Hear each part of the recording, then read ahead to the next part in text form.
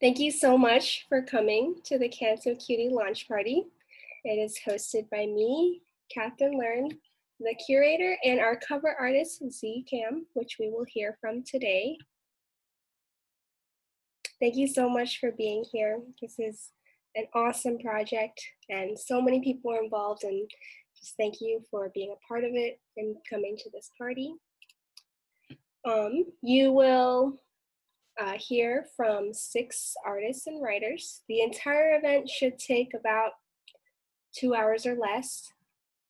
This event is being recorded. Each artist and writer will share for about 10 minutes each in Cantonese or English, so you may choose. We will, like I said, be hearing from about 6 people. After each speaker talks, you may ask any questions, make comments. We just ask that you mute yourselves if you're not speaking.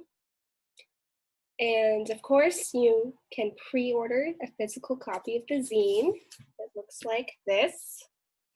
It's over 100 pages. It's full color. The pre-order price is $20. After that, it'll be $25. Our site is cantocutie.com. And at the end of this launch party, there will be a discussion to get to know each other, to meet the artists. That will not be recorded. So stay tuned for that at the end. All right. All right, so our first artist is Z Cam. Z's work draws from their experience of being an immigrant as well as their experience as a non-binary person existing within 2 cultures. As a millennial who grew up watching VHS tapes on the weekends to witnessing the rise of smartphones before turning 20, Z also draws on the feeling of a consumerist nostalgia within their visual works. Here is Z Cam and their work, Chinese Cowgirl and Her Water Buffalo.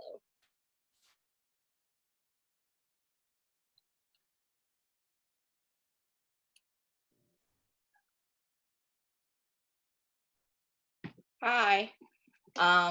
So it's Cantonese Cowgirl and Her Water Buffalo. I no longer identify as Chinese. So I'll read from the piece that I put in the zine. May 11, 2020. Today has been a good day. I feel loved. Loved is the word I think of when I look at this water buffalo. She's actually from the stories my grandma told me when I was little.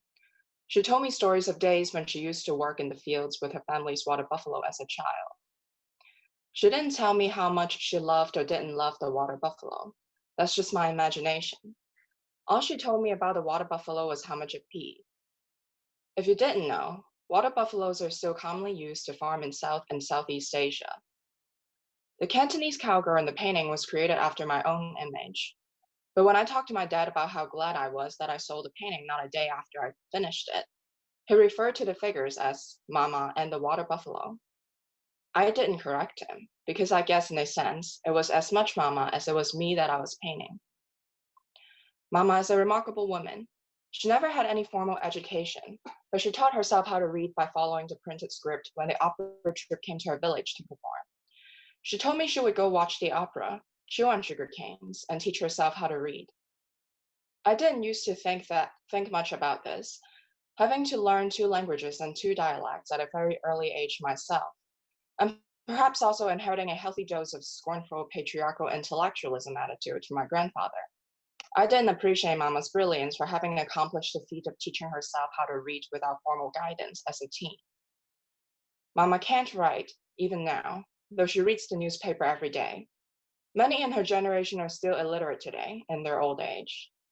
Mama signs her documents with a chop seal that has her name carved in it. She was never taught how to hold a writing utensil properly. When I was a child, I always remembered how rough and knobbed her hands were. She often showed off one of her jagged forefingers to me. It was partially cut off at the very tip by one of the factory machines when she used to be one of the many factory girls during Hong Kong's industrial age.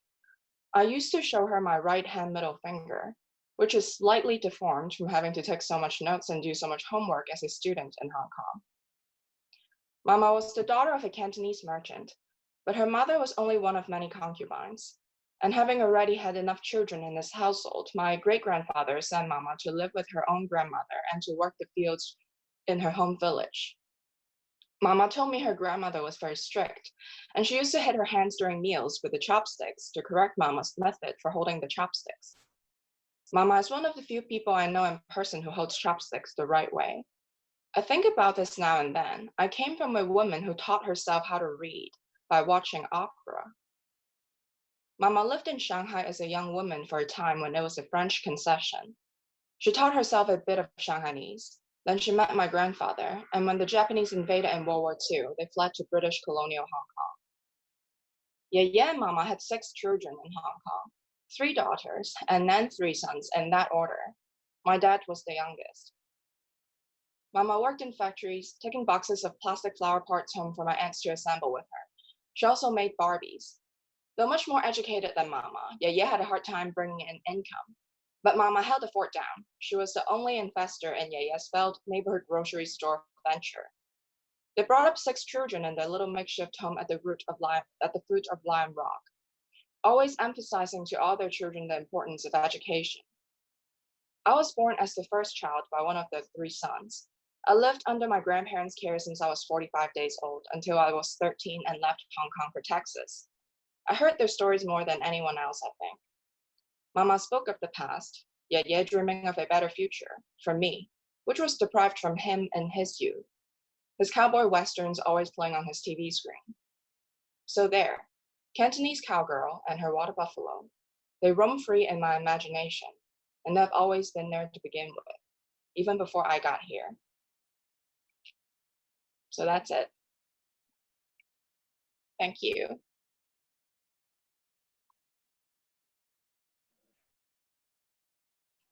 Now we will open up for any questions or comments for Z.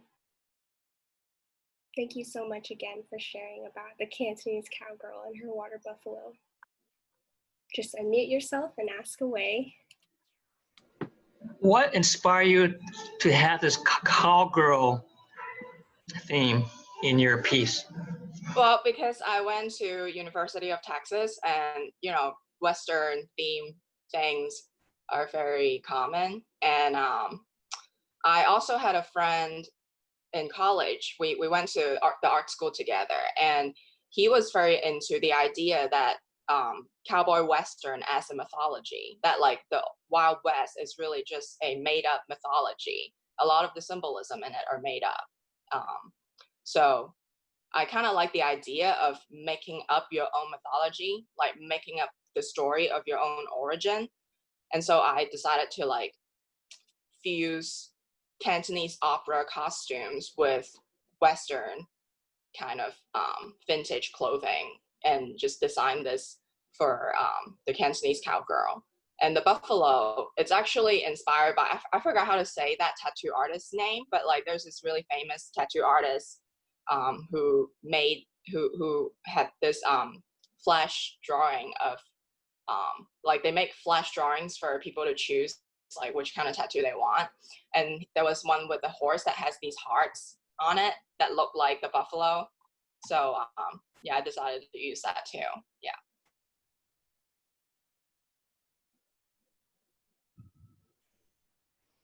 Can I ask a question?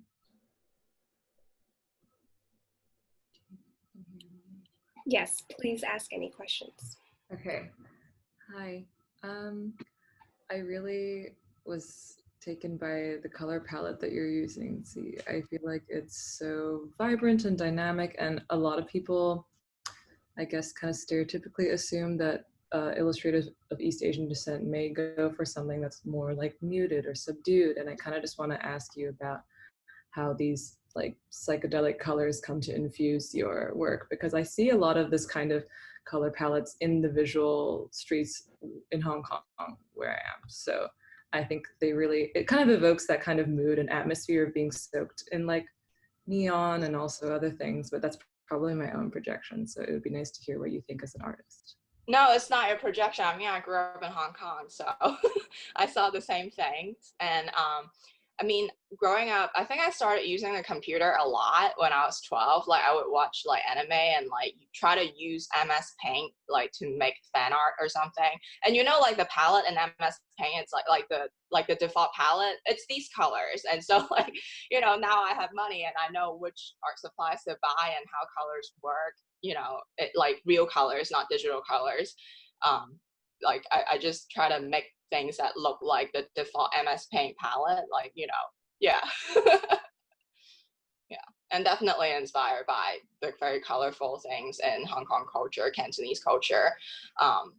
What are those places called? I don't know the English term for it, but like the place you go to buy paper stuff to burn for dead people, or around the like July for the Festival of the Dead.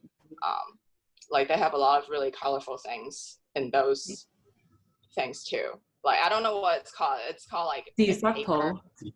It is, but like I don't know what it's called in English because but I guess it's like ancestor offering burning paper. Yeah, like paper crafts, like basically origami. Like that's Totally. that's part of the tradition that inspire origami down the road. But any like you can buy paper anything, like paper Rolexes, paper iPhones, like paper laptops, because you know it's supposed to, you're meant to burn these luxuries so it will be received on the other side. And of course you're not going to burn a real iPhone, so you're going to burn and like saying something that resembles it, that is symbolic, and you're sending it to the underworld for your deceased relatives. Yeah. Very cool. Thank you. Thank you.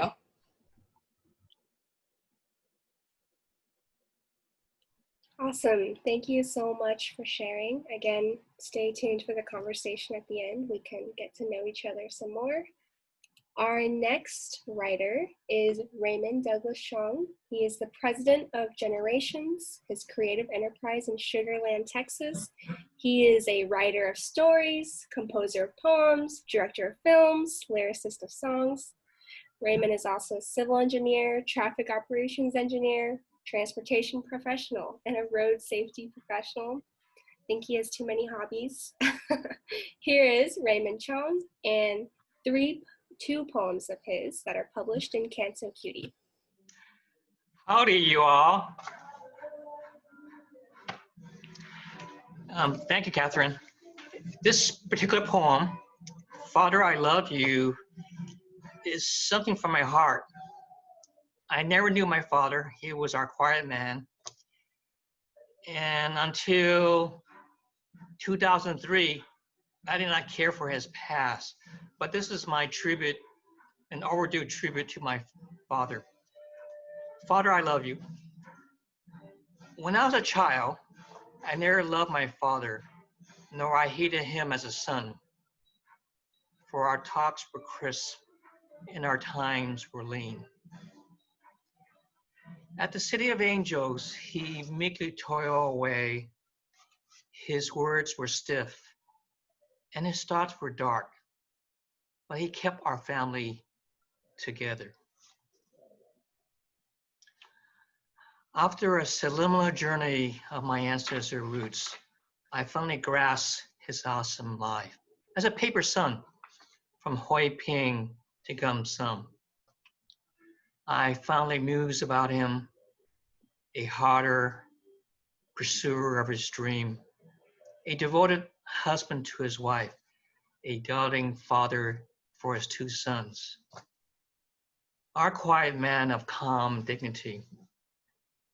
While a frosty moon crests down the celestial sky, amidst a surreal brood, in heartfelt affection, I say, Father, I love you. And the next one is another deep family story from my long lost lover. And it took me a while to figure what it meant to me personally. But in 2009, I composed this poem. I modified it. For my long lost lover, below a pearly moon, amid an edgy sleet, TV roars of a thunderstorm awakened me. My dreamy mind aroused for a creamy plum blossom of Hui Ping. My dragon heart achingly weeps. Why can we not share our lives? Why may I not feel your lust? Why are you so away from me across a Pacific Ocean sea? Why my lonely dusks are so long? I would never adore another. I would never declare farewell to you. I would save myself for my long lost lover. And thank you.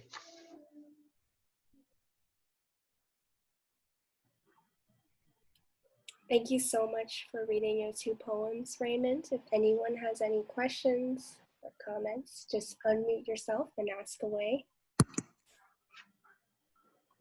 Hi, Raymond. I'm Arron. I'm wondering, in your line, my dragon heart achingly weeps, what is meant by dragon heart?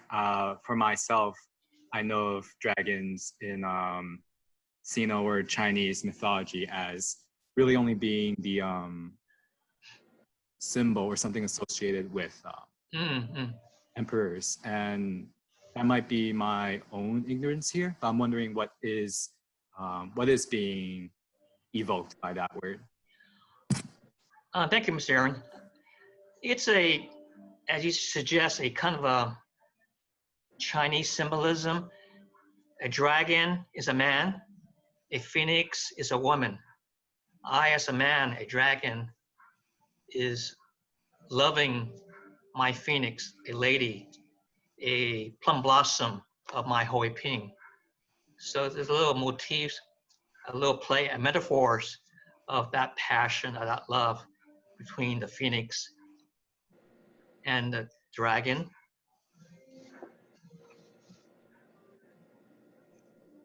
Thank you. I also have a question. Yes.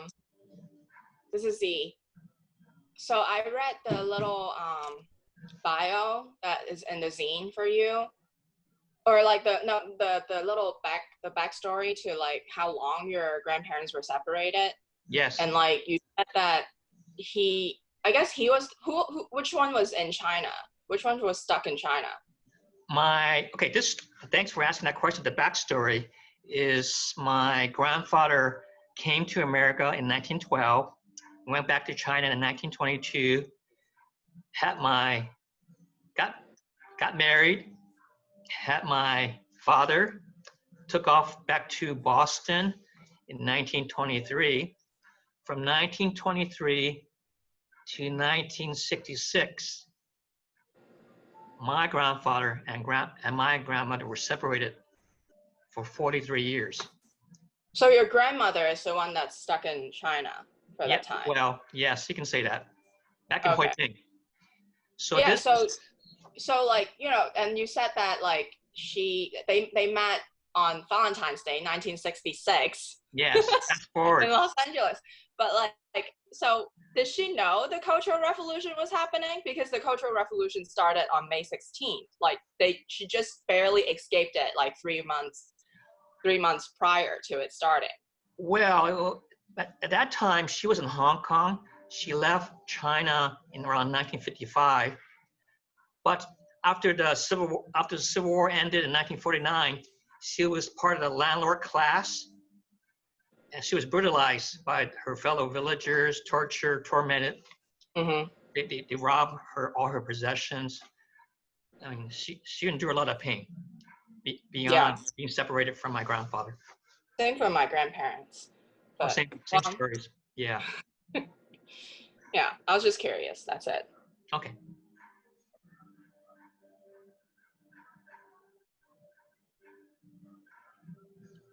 I have a question about your poem, Father, I Love You.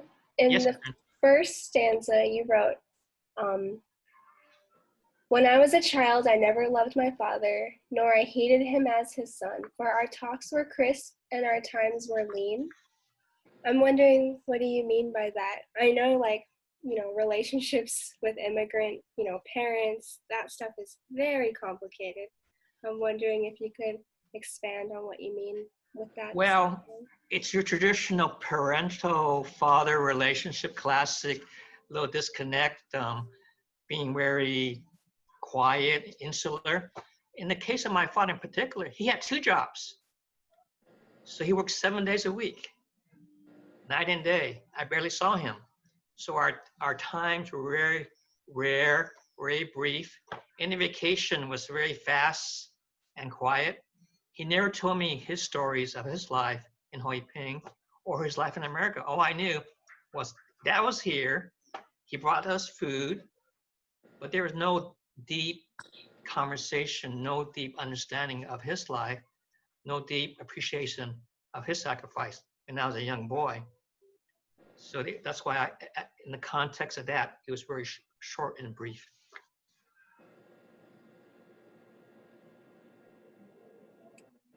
Thank you so much for sharing about that. We will go on to our next artist. Our next artist is Brenda Chi. Brenda is based in Los Angeles. She was raised by syndicated sitcoms and cartoons. Much of her work has a sense of humor, and if it doesn't, then it is with intention to celebrate the subject and mood that fits that piece. Brenda is published in New Frontiers, The Many Worlds of George Takei, as a comic book writer and artist. Here's Brenda Chi and her comic In Between. So you have the other one too, right? Yes, I have both. Okay, just check. All right. In between. So let me just get context real quick. I was limited to 2 pages, so I wish I could have elaborated, but I just try to keep it short and simple. All right, in between. I took a trip to Hong Kong for the first time. I thought it might connect me to my culture that's been lost in translation. Then there's a panel of fish balls and boba. Me with an herbal store cat, Lantau Island, I think I said it. Me thinking, mom, no, not mom. Hong Kong felt like home, like the SGB, but bigger and more condensed. SGB is San Diego Valley in Los Angeles, very Chinese-centric town. And I know I was only a visitor. Do you know, I was too big and wore too much makeup. Well, I probably walk different too. Wow, your Cantonese is so good for someone from LA. Yeah, I talked to my parents in Cantonese. They don't know English. ABC over my head. Do they really think we forget our culture? But even at home, I sometimes feel like I'm a visitor. Scarlett Johansson stars on Mulan 2018 Hollywood. Brenda, what a normal name. You listen to Tribe Called Quest? But where are you moving from? Ni hao. You're eating fish balls? Fish head balls? What is boba? Is it gluten-free? I grew up in 2 worlds, half inside, half outside, but I learned to accept it. In storybooks, having access to another world makes you magical. And who wouldn't want to have magic? That's it.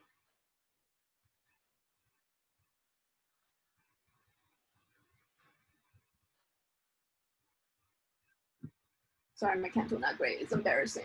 It's embarrassing to use my Canto. No, you're great. I was like, I'm gonna sound like a 5-year-old. So we got Hong Kong natives up in here. What am I gonna do?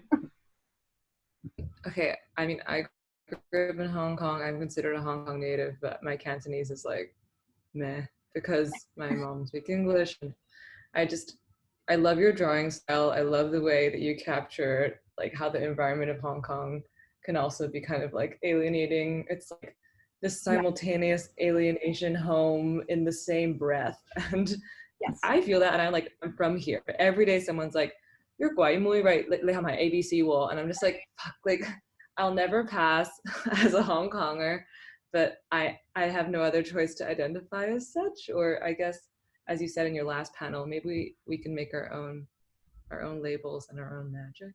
But I love your comics. Thanks for sharing. Thank you. Thank you. Well, it's really nice to know you feel that, because yeah, I felt like, I don't know, what is it? Other, ABCs know more Canto and go to Hong Kong all the time to visit family. So it felt, it was my first time, and I'm a grown ass woman. So yeah, thank you.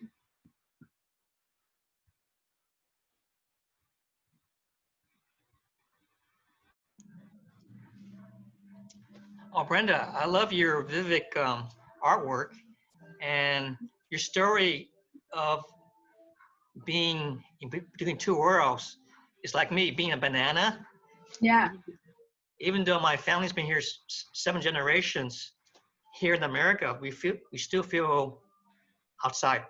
So I reflect your mood. You're caught in two worlds. Very good. Thank you.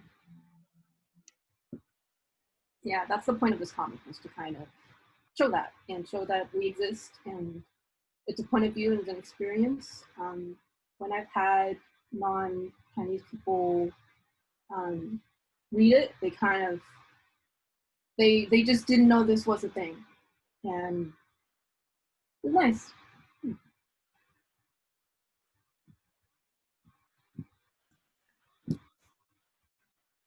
Hello, hello. I'm Sunny. I really like your comics because I really feel the connection. Don't get me wrong. I grew up in Hong Kong. I was born in Hong Kong, like from a simple family. So everyone has been at least in Hong Kong for a while. But I really feel I really feel connected by this this this panel that's. Because I have been living in Sweden for like 7 years. The first time I was in Europe, like people don't say like ni hao to you, like, and that time was quite early. It was 2012, so the identity of even local Hong Konger is not as strong as now. So I often think, okay, am I more like a Westerner, or am I from a more Chinese culture? And that's sort of feeling like really comes up, especially in Europe. There are so many different people. Everyone is talking about their own country, like people from Germany, people from Italy. They're so different, and they have so much pride in their own country and their own culture.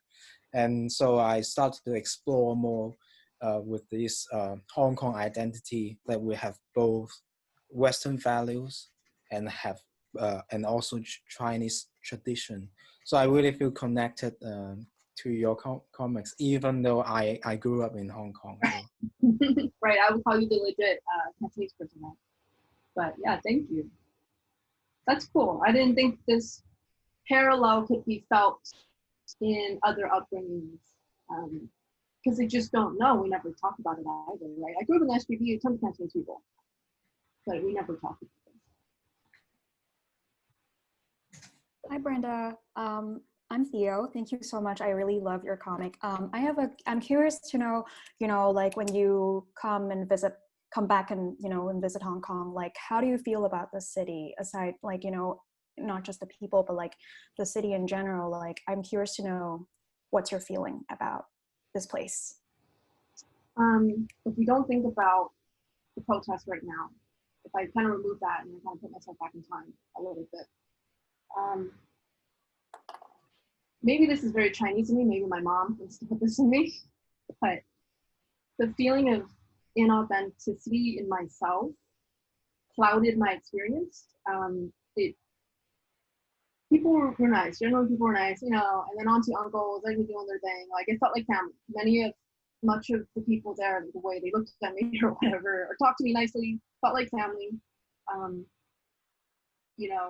At the same time, I felt like, I'm a tourist, and I know you want to make money off me. So let's go through the rigmarole and see what happens. So I would still go back. It's not saying that all Cantonese people or people in Hong Kong fake or something. Right. But when I am in that context of like, red flag, ABC, red flag. She probably doesn't even know Chinese, Cantonese, you know. It's hard to shake that off and hard to not be paranoid about it, especially, you know, growing up Asian American. The American part really hits you in the face. Everyone tells you you're not American enough. My parents call me Kwaimun. And I'm like, okay, all right. So, you know, there's sort of that on me. So it's just very strongly foreigner, though I could talk in Cantonese a little bit. But I still think the people are really cool. I was trying to find the Hong Kong art scene. I was trying to find the cool little hipster cafes, you know, that we have in Los Angeles, and I couldn't find that because I didn't know where to go. So, but I knew there's you know, because I know people from Hong Kong and they're cool as hell artists. So I was like, they're there. I just want to find them. So yeah. Awesome. Thank you.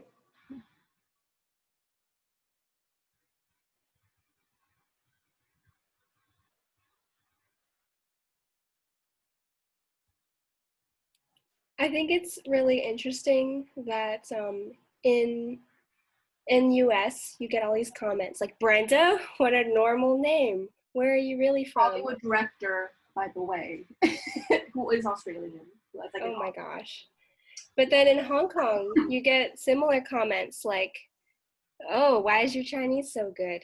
And I guess it makes me think that in both places, the people there are imagining this mythical person that you are or you're not. They must be imagining like this mythical Hong Konger that you are, you know, that are surprised that you're similar to. And then the Americans, they're imagining like a mythical Asian girl. I'm just wondering if you could talk more about that. Is that even a real, you know, is that a real image? Yeah, you're right. No, that's a really good point. I've never met. Maybe I have.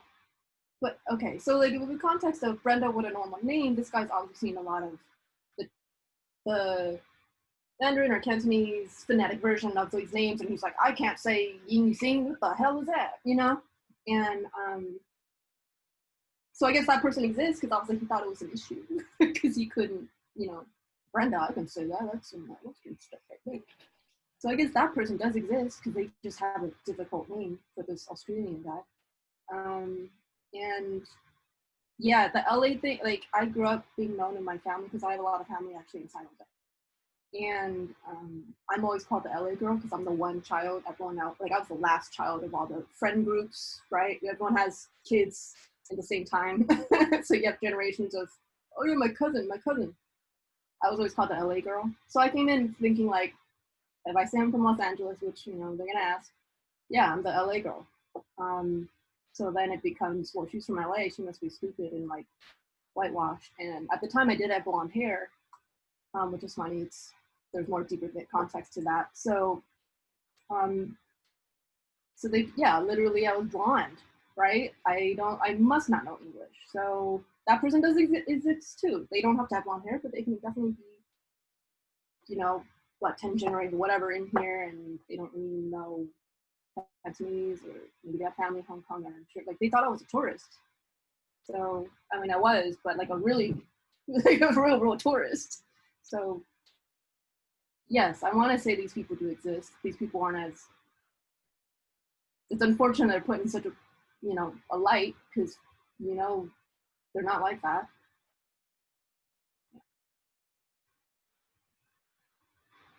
I don't know if that answered the question. I mean, you guys probably know, right? Do you have a mythical friend's name who's not normal Western? So, yeah, it's just rude. But I'm into the low expectations of Chinese people, because then I don't have to, I impress them just by my presence. It's great.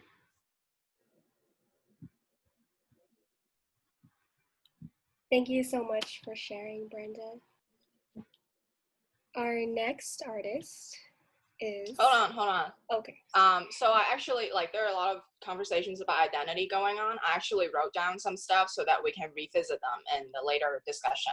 Just want to let everybody know. And if everyone else want to make notes and stuff, like, highly encourage that. Awesome, yeah. Definitely. Like I said at the beginning, we're going to have a conversation at the end. It's totally optional, but we will definitely revisit a lot of the themes we talked about today. All right, our next artist is Elaine Chiu. Elaine is a Hong Kong-based artist that depicts the urban lives and environments through watercolor cityscapes. With the fluidic and transparent qualities of the medium, she captures the transience of light and shadow in a city's unique street view. To her, painting is not only an exploration of the streets of the city, but also a journey in self-searching.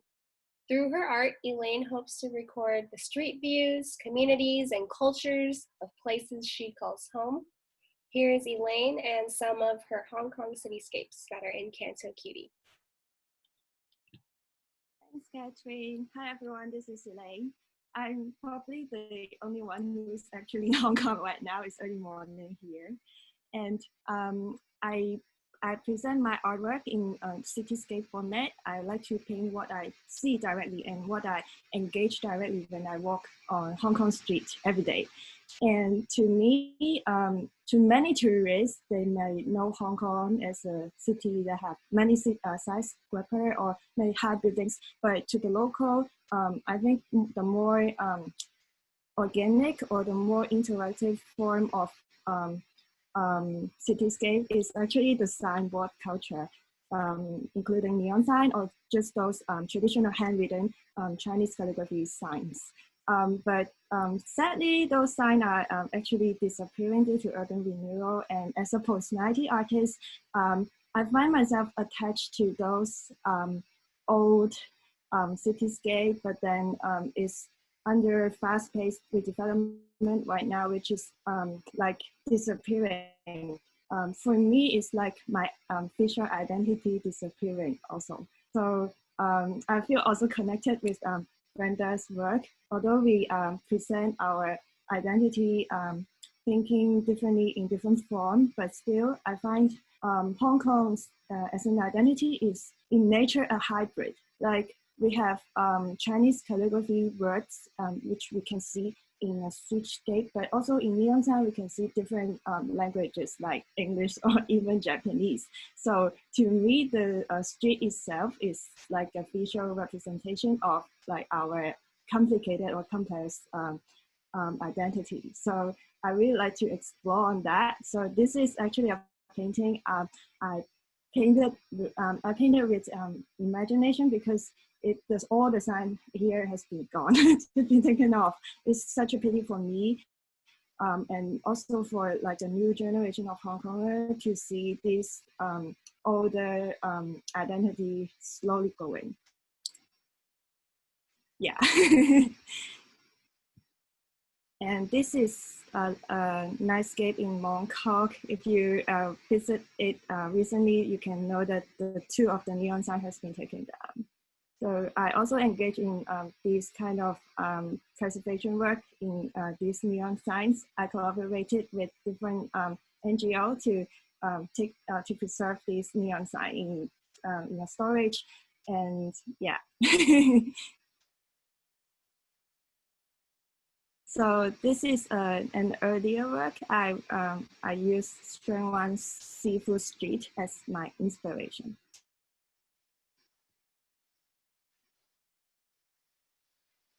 And these are my more recent work. So on the left side, it is actually a Hong Kong cityscape back from the 70s. And then I combine a little bit the Canton porcelain pattern to kind of to patronize the Hong Kong cityscape and try to extract what is Hong Kong cityscape language. And the more I paint, the more I find that is the geometry that is formed by the overlapping signboards that is really unique, and I cannot find when I travel to other cities. So I want to explore on that particular visual language and maybe develop more in the future. So like more abstract and more geometric. Yeah. And the two neon signs on the left, right side has been taken down also. The Meido signs are still here.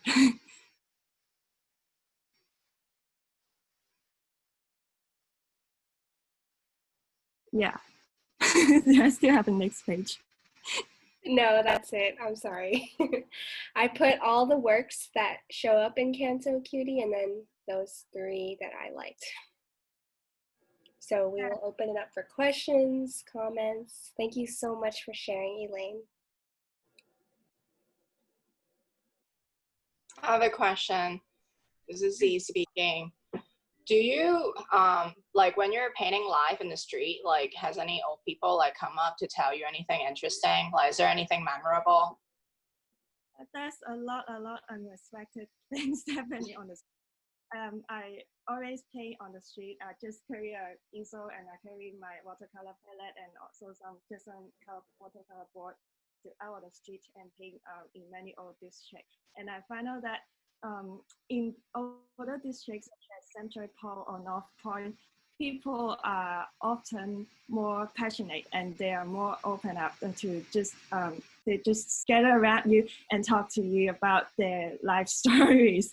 Sometimes they will talk to you for 1 hour and then just share about like the 30 years of his life in North Point. And sometimes when I'm painting, they're talking about like the background story about the district. So their input is one of the inputs of my of my painting. So it's like we are making the painting together. So that's one thing I like about sketching in street. That's really cool. I think in the future, like maybe you should make another submission to share maybe a story, like write it out and then like share it. I don't know, like that could be really interesting because I know like, you know, there's not like the only way I find out about Hong Kong history is like the internet, because like, you know, I don't have any Hong Kong elders around me. Like I don't have a community around me to like educate me about that. And there's not a lot of documented history. I think it's like the zine is part of that. I think it's a great start to like start documenting something, you know? So I think that's really cool. Elaine, this is Ray Chong. Howdy. When I saw your painting, it reminds me of the classic watercolors. Is it all watercolor you're doing or is it oil? It's mainly watercolor, but such as the label transit and also the painting on the front of the and also like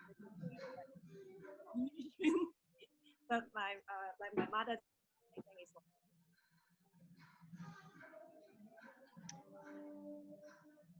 I think the watercolor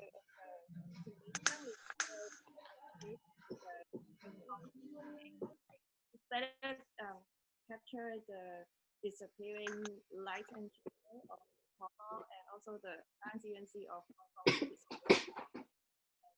It's very fluid.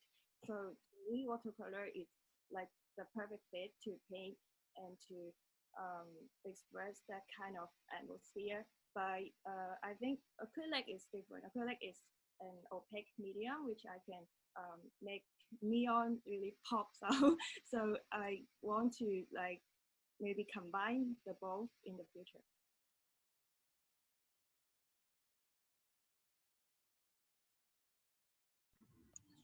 I do have another comment. Your painting is so vivid, and it reminds me of a famous world-class watercolor master by the name of Kingman Dung, Kengman, surname Dong. He was from Guangdong, born in Oakland, but his style is world famous. Your work just reminds me of that high caliber. So I know you're going to be #1 artist in my, I believe so.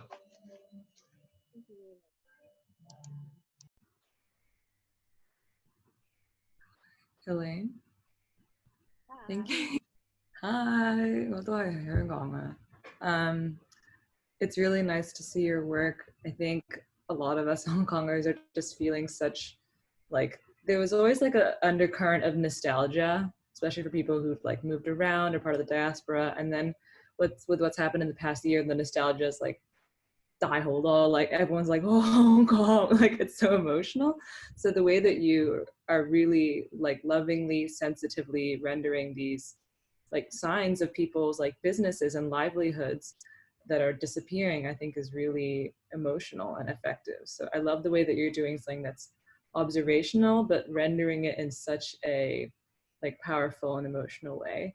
I wanted to ask you like your favorite district to just walk around. And really quickly, I also just wanted to show you, I made like a photo book of just like my favorite signs in Hong Kong. Cause like, I'm also obsessed with signs. But yeah, so your district, let's hear about it. My favorite district in Hong Kong must be Central because it's an old district and also full of vibrancy, and it's always changing. Like one time you walk into it, you saw a sign, and the next week it could be taken down. And sometimes when I sketch there, there could be like people from actually everywhere. They could be Southeast Asian. They could be like different races, and they just talk to you about your painting, and they would just make some random comment sometimes, which I think it's amazing because without like a painting, without art, I could not really connect with that much people, or I dare not to open dialogue with those people face to face without a painting. So I think that's magical when I paint on street, and Centrical kind of bring me that magic to explore the like visual identity of Hong Kong. And yeah, I mean, there's a lot going in Hong Kong, and now we are facing a third wave of virus in Hong Kong. So I've been staying in for like 1 week. So like even I'm in Hong Kong, I feel like less connected with the cityscape or streetscape now than before. So I think painting is one remedy that I could feel or feel that I'm still doing something for the future identity of Hong Kong. So that's yeah.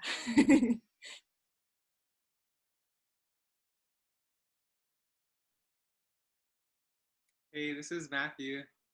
I just want to say that your artwork is really beautiful, and I think watercolor is like the perfect medium to kind of capture these memories, and your color palette does a really great job to kind of get that nostalgic feel. I had a question about the piece with the flowers. Are those like flowers that you saw at the site? Oh no, it was at the screen that we were just on. Yeah, the one on the left. Are those like national flowers or like flowers that you found like around you while you're painting?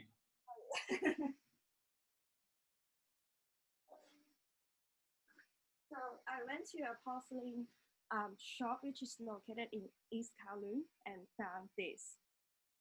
And these are actually Canton porcelain. So these are some of my discovery. And this is actually a pattern called Gam Dei Man Fa, like 10,000 flowers in the Golden Land. And this is Man Sao Mu Gern.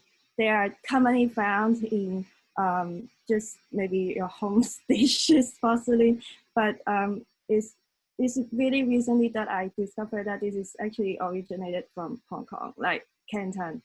But Hong Kong is a base which has a factory to make this and paint this. This is also a disappearing industry and like technique to do right now. So, when I saw this, I feel so connected with these flowers. Like unlike blue and white porcelain, I find it beautiful, but it has a distance to it. But this I find instantly connected.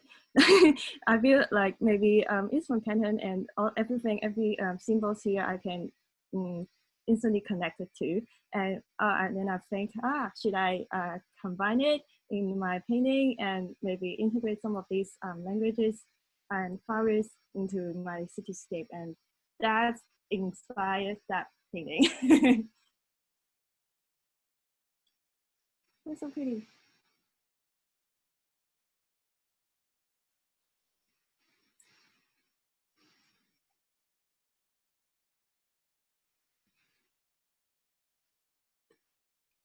Thank you so much for sharing, Elaine. Our next presenter is Arron Lewell. Arron is a writer living in Atlanta. Their first language was Cantonese, then Mandarin, then English. Linguistic Empire is a reflection on Cantonese heritage for one member of the heterogeneous and far-flung Chinese diaspora through a lens of language, both written and spoken.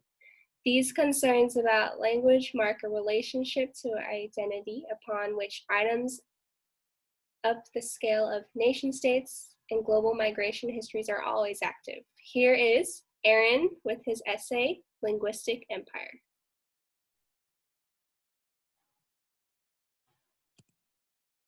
Hi everyone, I'm Arron. In Cantonese, my family calls me Elaine, and that'll probably be all the Cantonese I speak tonight. I'm calling in from Atlanta, Georgia in the US. And I'm happy to see like all these familiar faces on the participant list and also familiar work. I've realized I recognize Elaine's paintings from this postcard I received like 2 years ago. And that's just really exciting for me. So as Katherine said, can you guys hear me? Okay, as Katherine said, Linguistic Empire is about language and kind of about language politics and being a US Asian person and a Chinese diaspora person. These two identities are why I am so interested in diaspora and identity, both its precarity and how it's always in flux.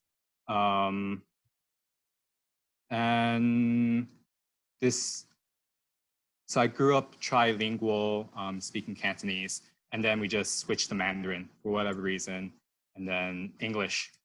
And in college, I studied Mandarin Chinese in Beijing for a semester, and that's where this essay starts.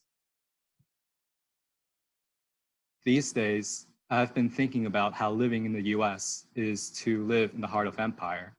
In the fall of 2016, I spent the semester in Beijing for,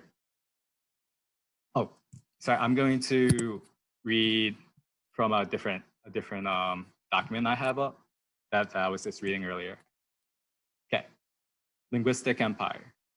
These days, I've been thinking about how living in the US is to live in the heart of empire. I remember while studying in Beijing, I had thought how learning to speak Mandarin and to write simplified in the capital of the People's Republic of China was like being at the heart of an empire too. Today still, I'm inordinately proud of what my instructors had chidingly called my Guangpu, Cantonese accident Mandarin, it being habit because of a childhood first lived along a Shenzhen-Hong Kong border, and then between New York City Chinatowns. I am pleased whenever people remark upon it. 你是香港人吗？或者台湾? Are you a Hong Konger? Or maybe Taiwanese?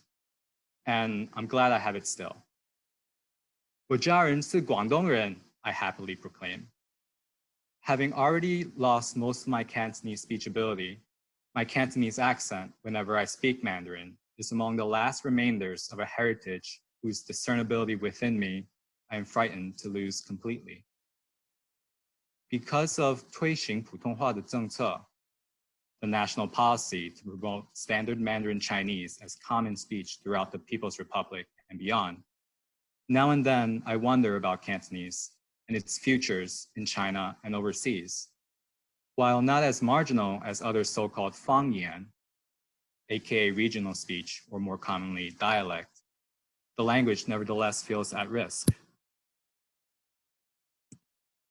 I have my hopes and wishes.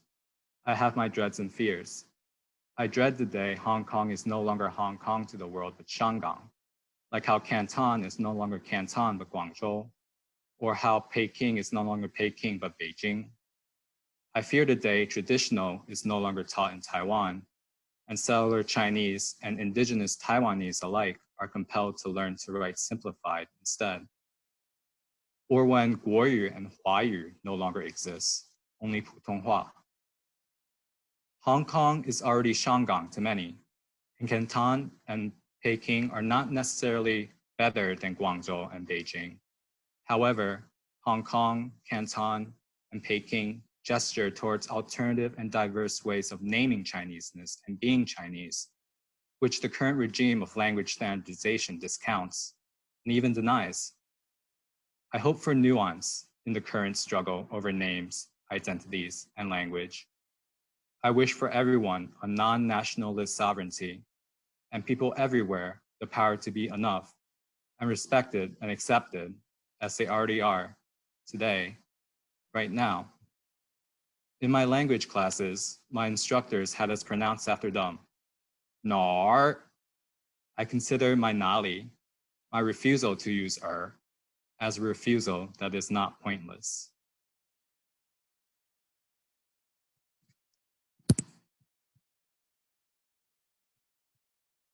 Thank you.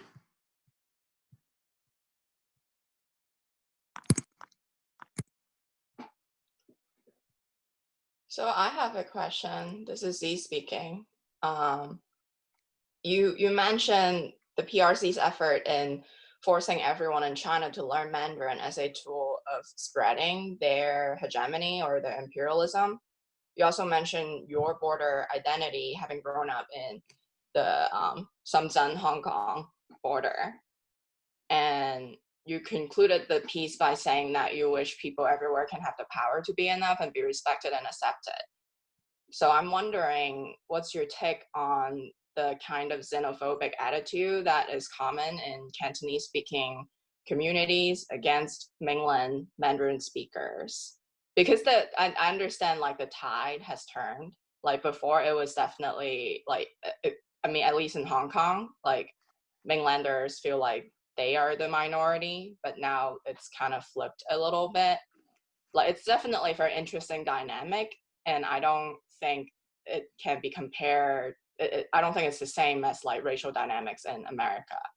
But do you feel like, you know, what's going on should be like an eye for an eye? Do you feel like Cantonese speakers should like keep being xenophobic to Mandarin speakers because we're just trying to protect our language?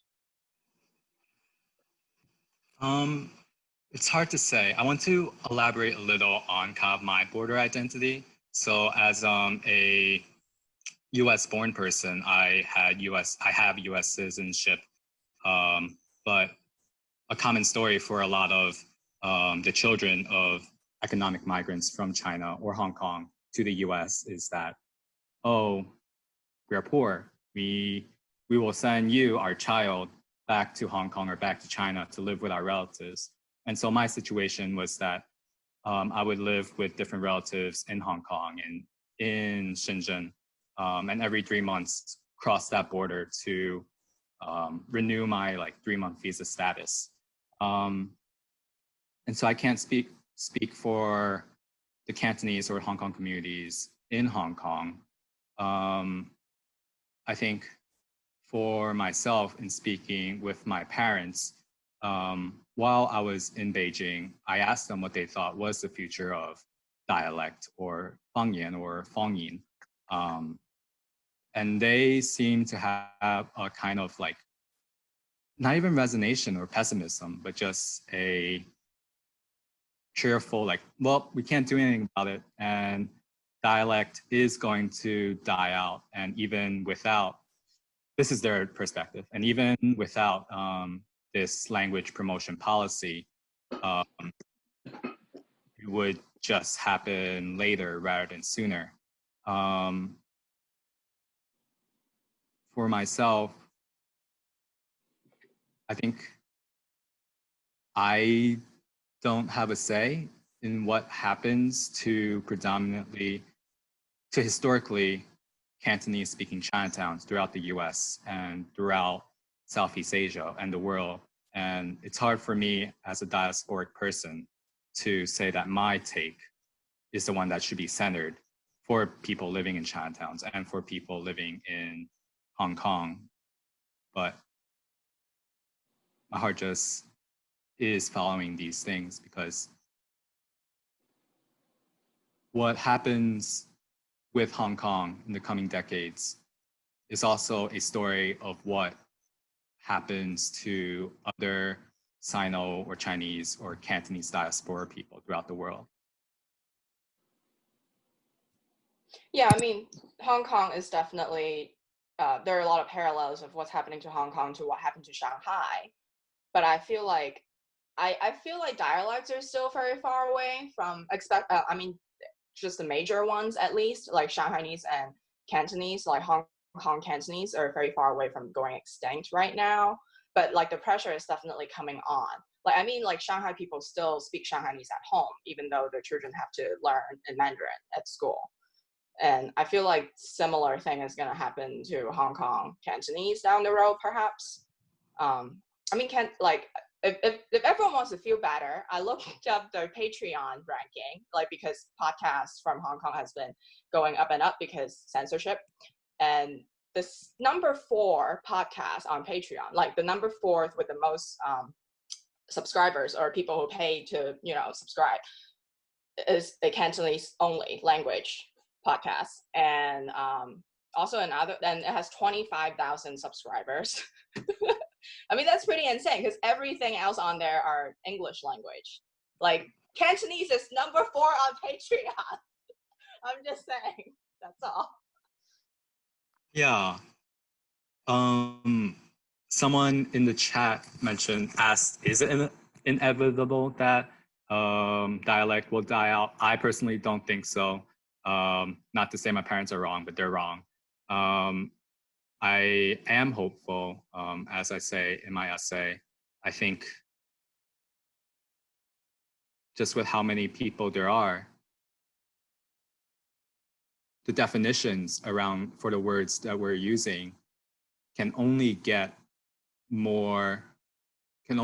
become more and more and get more multiplicative. To become more many. English. And for example, what I said earlier about like it being ironic that I speak Mandarin in this essay instead of Cantonese, but it's actually not that ironic because identity isn't so clear cut as that.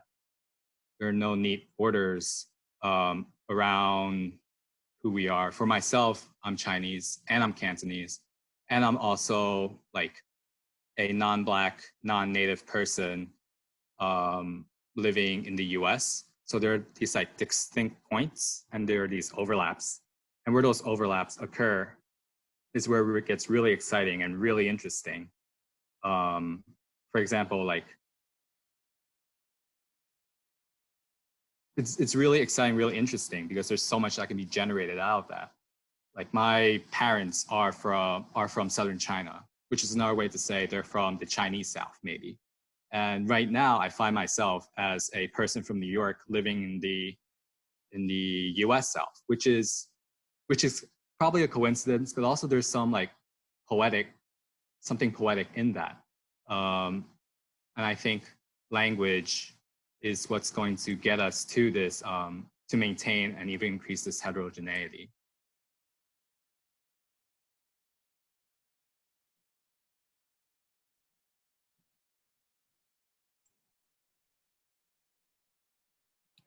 I have a question. I was wondering if you could explain more about your last sentence. In my language classes, my instructors had us pronounce after them.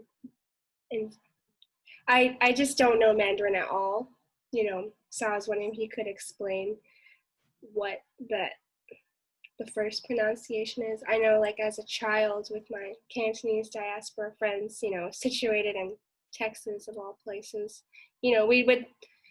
that's how we distinguished our language. We would like laugh at the others, the Mandarin speakers, make fun of that accent, but we didn't know what any of that meant.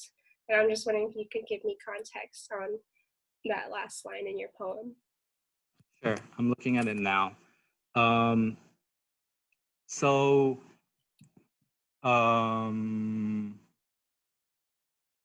There is an aspect of standard Mandarin Chinese as promoted by the People's Republic, in which it takes some notes from Beijing dialect, in which there is a lot of what's called erhua or like the sound.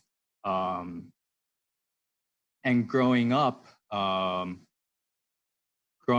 speaking Mandarin in a Cantonese family, like, and not speaking like state sanctioned Mandarin, but like a very just like messy country crowd dialect accent that I'm proud of.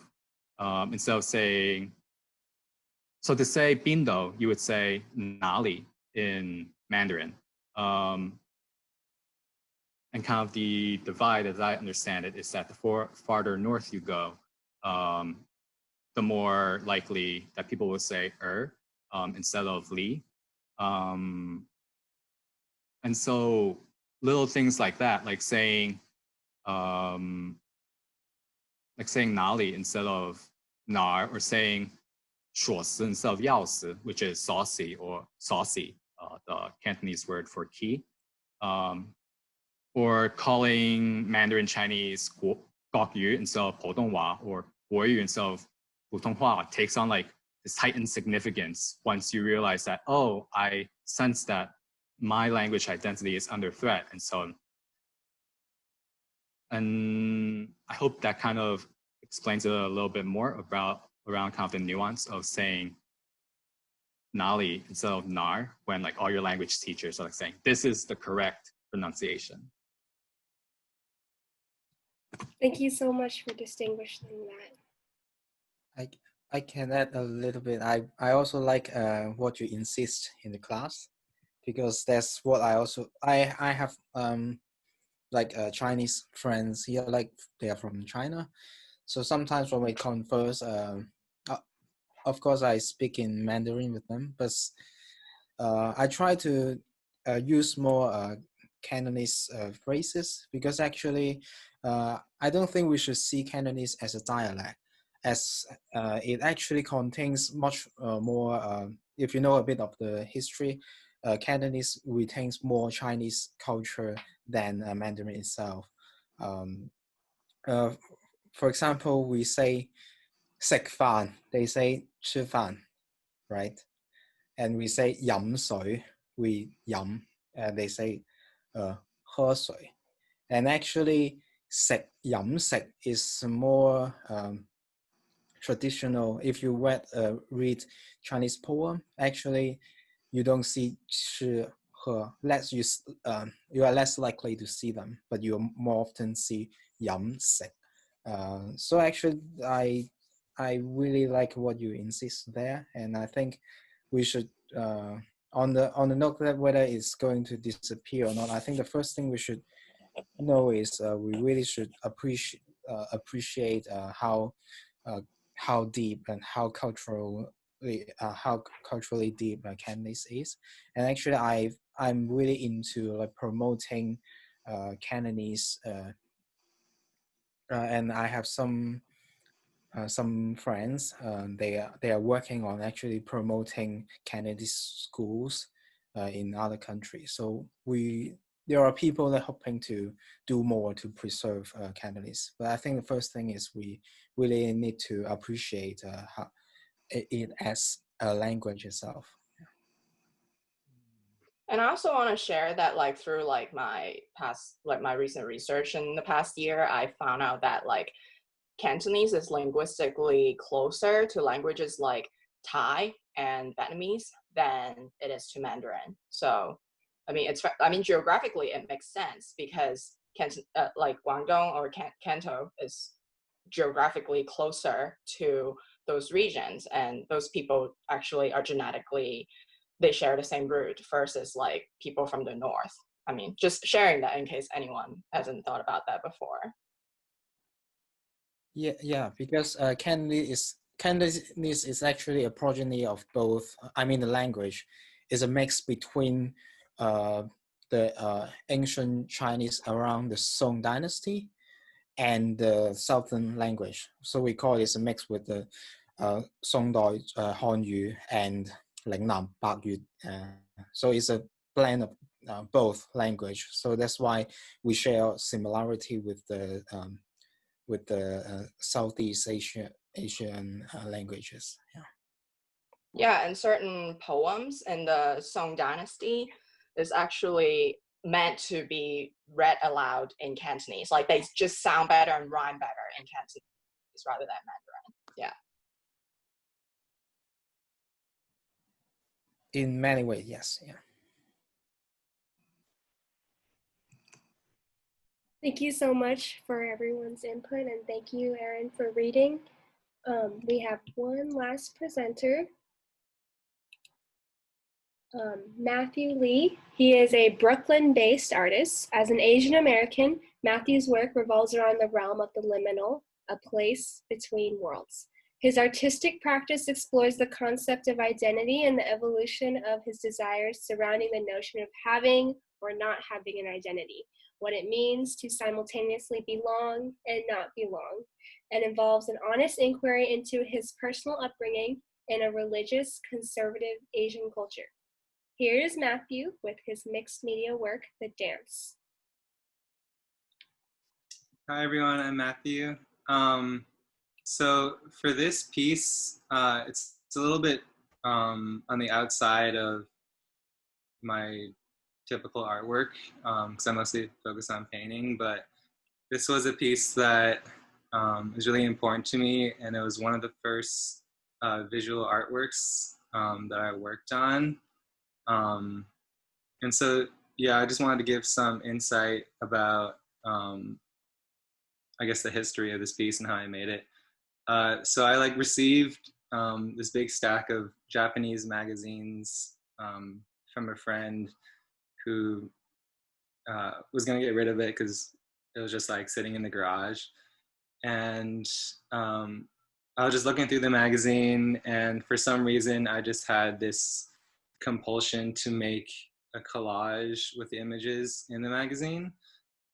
Something about the people and the memories and the stories and just the images themselves really resonated with me. And I don't know, I just needed to make this piece for some reason. And so I kind of just started by cutting out probably 200 little images from the magazine, just different types of pictures that I felt were important or powerful or just interesting. And I found this piece of wood in my backyard and just started arranging these pieces of paper with these images on them in random ways that would that just felt right. So I guess throughout the process of making this piece, it was just following my intuition and just feeling it out. And I guess while doing that, it kind of led me towards this path of displaying these pictures in a way that I guess captures the human emotional spectrum from sadness and anger to complacency to joy and love and ecstasy. And so that kind of became the backbone of the process, was this emotional exploration using these pictures and kind of creating a map of emotions. But then I guess while using that as my process, it also kind of just occurred to me how strange it was just, I guess, to be human at all. And which is why I placed this image of this half naked dancing or posing person in the center of this hallway. And yeah, I mean, with any art piece, your relationship to it kind of changes with time.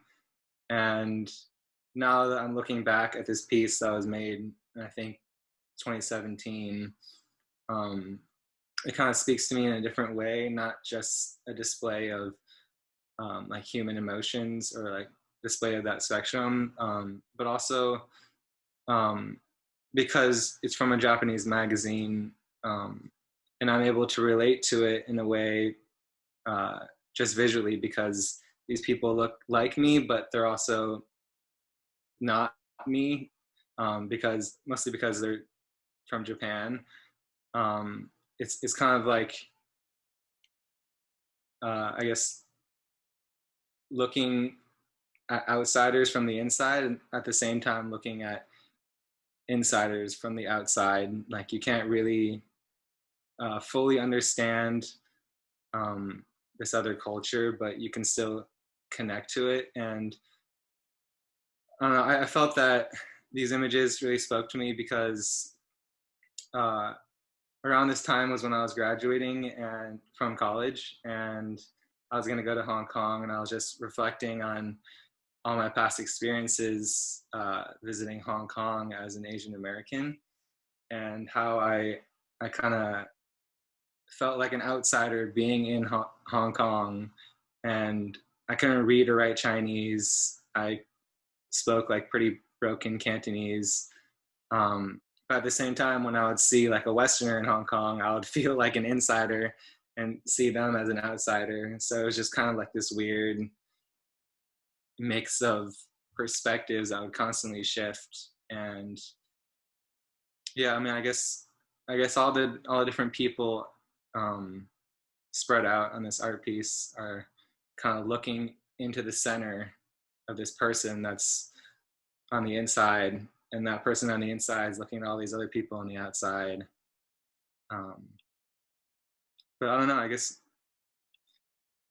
this piece is still evolving, and I'm still not exactly sure what it is, but I just felt that this was the right composition and what I needed to make at the time.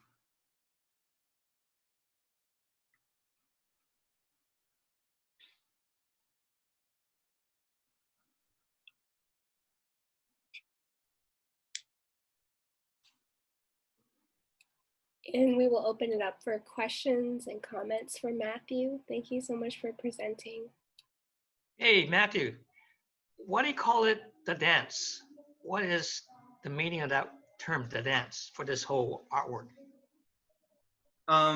So I guess the name of that phrase, the dance, kind of just like got put into my mind because I was thinking of that central image of a dancer, and it kind of grew from just that image to like, I guess kind of like the dance of life, you know, how we kind of do all these different things, all these rituals, we experience all these different emotions, and just the evolution of who we are as people. We're kind of just like dancing around life, just kind of figuring it out, feeling it out. I mean, this piece was untitled for a really long time, and I just had like the dance just like in the background, and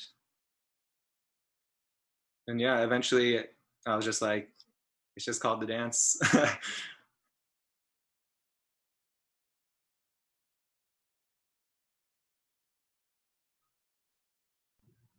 So how big is this? This piece is the piece of wood is like from a bookshelf, I think. Let me see. I think it's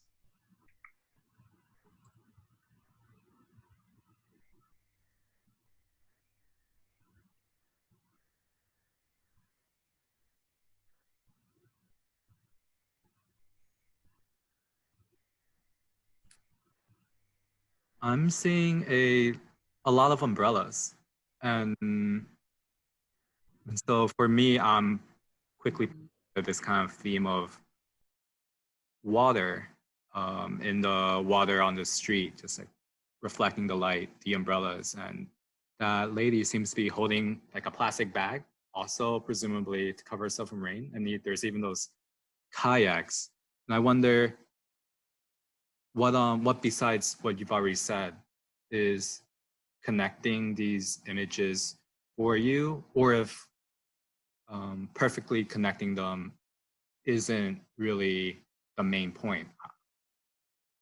Well, first of all, I'll answer the previous question. It's 36 inches by 12 inches.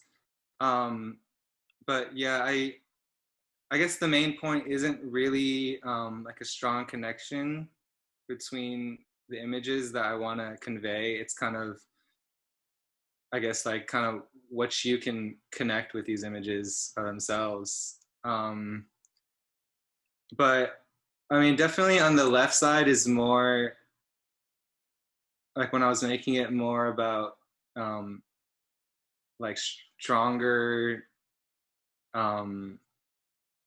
more volatile emotions, like anger, protest,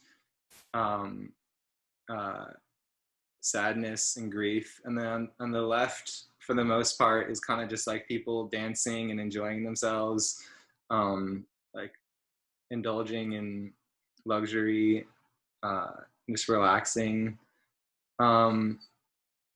But yeah, I guess now that you point out the water thing, I guess on some of the images on the left side are kind of like people sheltering themselves from water. And on the right side, they're kind of, or at least the guy with the kayak is like almost embracing it and celebrating it. It's an interesting question though. I never really thought about that too much.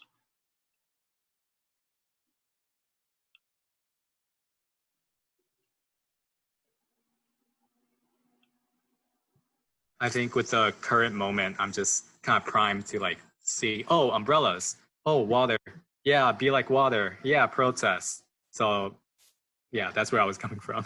No, I definitely understand. Those kind of images evoke those memories or thoughts for me as well.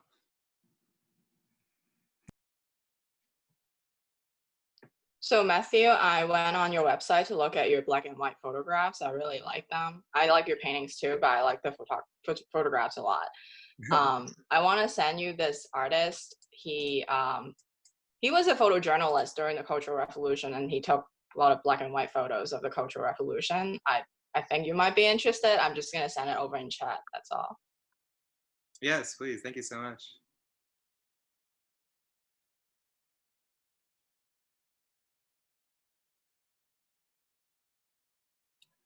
I have a question about your process, Matthew. These are black and white pictures. Are they from a newspaper? It was from like a like a journalism-based magazine. I think if I remember correctly, some of these photos were taken during like a funeral of some government official. Like obviously I don't really know because I couldn't read the text. But yeah, it was definitely like some sort of like photojournalism kind of news source.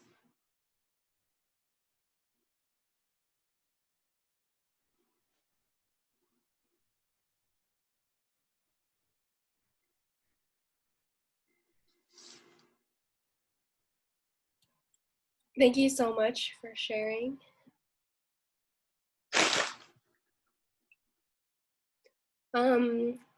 Thank you again for coming, everyone.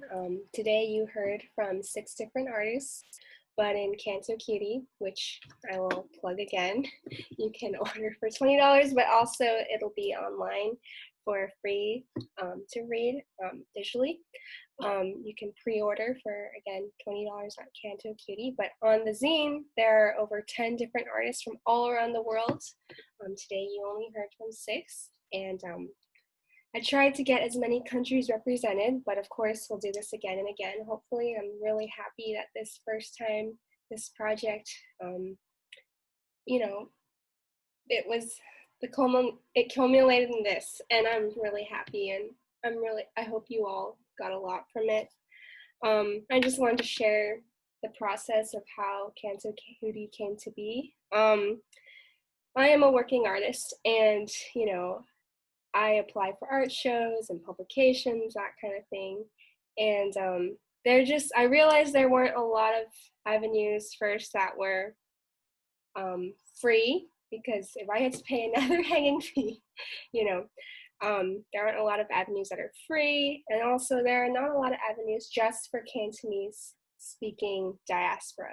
I know everyone or people have a really different definition of it, and I am aware that there's a lot of resources that exist in Hong Kong, but in Cantonese language, I was wondering what can there be for English-speaking people who are part of the Cantonese diaspora. So that's kind of who I wanted to support with this zine.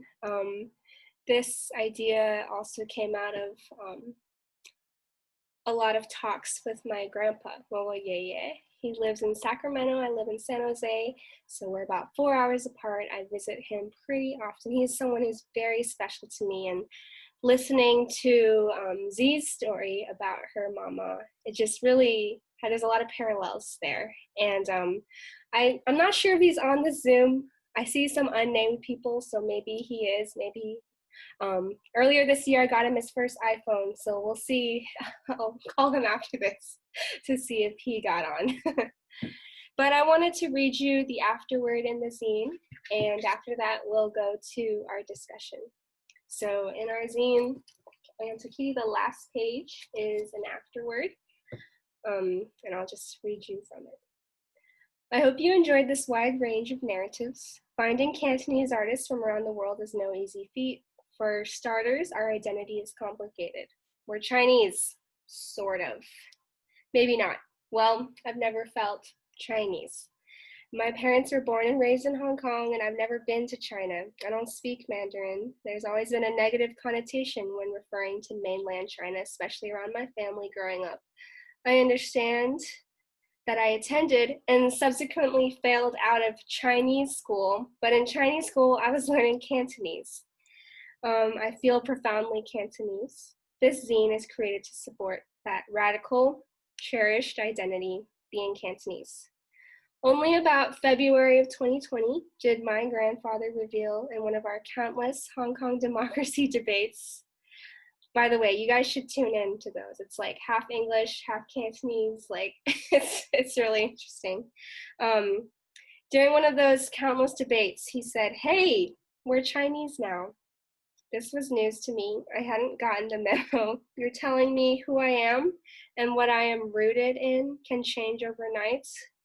I was curious to see how other people in the Cantonese diaspora define themselves. All I knew was life in the US, but what about other Cantonese people? In coming up with Canto Cutie, I wanted to feature a wide range of perspectives and ask them, who are you? And how do you live that? I wanted to capture the voices and try to let the art speak.